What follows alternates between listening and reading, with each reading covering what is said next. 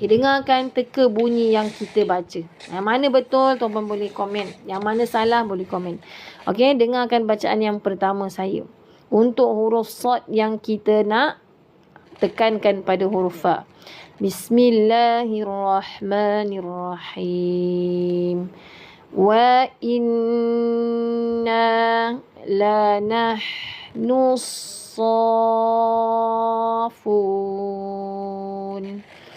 Itu bacaan yang pertama. Bacaan yang kedua. Wa inna lanahnu safun.